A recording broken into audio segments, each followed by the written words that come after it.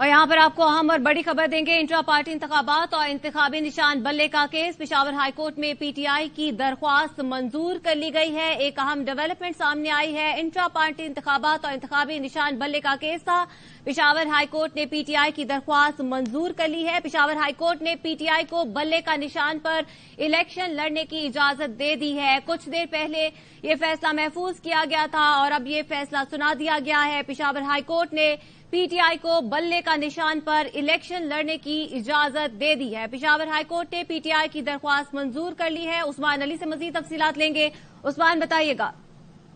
बिल्कुल, पाकिस्तान तहरीक इंसाफ की intra party election और इंतखाबी निशान केस का जो महफूज फैसला था वो अदालत ने सुना दिया है और अदालत ने पाकिस्तान तहरीक इंसाफ की जो दरखास्त है उसको मंजूर कर लिया है। अदालत ने जो दलाइल थे वो मुकम्मल किए थे और आज फैसला महफूज किया था। अब अदालत ने वो महफूज फैसला जो है वो सुना दिया है और अदालत ने पाकिस्तान तहरीक इंसाफ की जो दरखास्त थी उसको मंजूर कर दिया है और अदालत ने ये भी करार दिया है कि पाकिस्तान तहरीक इंसाफ को जो बल्ले का निशान है वो वापस कर दिया जाए। अदालत ने अब ये जो शॉर्ट आर्डर था उसको सुना दिया है और अब इसके बाद जो है जो तफसीली आर्डर है हुक्मनामा है वो बाद में जारी किया जाएगा। लेकिन इस वक्त जो अदालत ने जो तहरीरी हुक्मनामा है वो बाद में आएगा। लेकिन अब अदालत ने ये फैसला महफूज किया था उसको सुना दिया है और पाकिस्तान तहरीक इंसाफ जो है उसको की जो दरखास्त है उसको मंजूर कर दिया है और बल्ले का जो निशान है उसको बहाल कर दिया है। और अदालत ने इलेक्शन कमीशन का जो 22 दिसंबर का फैसला था जिसमें पाकिस्तान तहरीक इंसाफ के इंट्रा पार्टी इलेक्शन और इंतखाबी निशान जो है उसको वापस दिया था, तो उस फैसले को अदालत ने कलअदम करार दे दिया है। जी ठीक है। इलेक्शन कमीशन की जानिब से जो फैसला किया गया था 22 दिसंबर को कि बल्ले का निशान ले लिया गया था और उनके जो इंट्रा पार्टी इंतखाबात हैं उनको कलअदम करा दिया था। अब पेशावर हाई कोर्ट ने उस फैसले को कलअदम करार दे दिया है और पाकिस्तान तहरीक इंसाफ को बल्ले का निशान बहाल कर दिया गया है। अब पाकिस्तान तहरीक इंसाफ के जो उम्मीदवार हैं वो बल्ले के निशान पर इंतखाबात लड़ सकेंगे। कुछ देर पहले ये फैसला महफूज किया गया था और अब पेशावर हाईकोर्ट ने पीटीआई का बल्ले का निशान बहाल करार दे दिया है। पीटीआई को इंतखाबी निशान बल्ले पर इलेक्शन लड़ने की इजाजत मिल गई है। इलेक्शन कमीशन ने 22 दिसंबर को पीटीआई इंट्रा पार्टी इंतखाबात कलअदम करार दिए थे और अब पेशावर हाईकोर्ट ने इस फैसले को कलअदम करार दिया है। उस्मान अली से मजीद बात करेंगे। उस्मान, बताइएगा इस हवाले से तफसीली फैसला कब तक जारी किया जाएगा?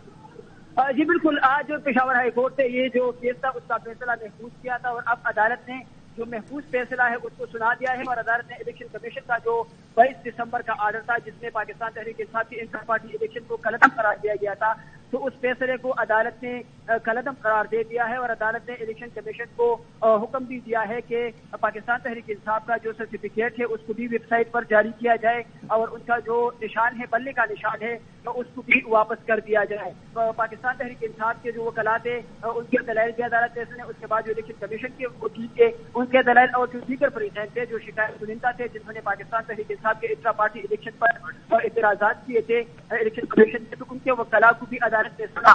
तकरीबन कल भी इस केस पर 5 घंटे से जायद जो है वो समाप्त हुई थी और आज भी 9 बजे समाप्त शुरू हुई थी और अब से थोड़ी देर पहले अदालत ने फैसला महफूज किया था।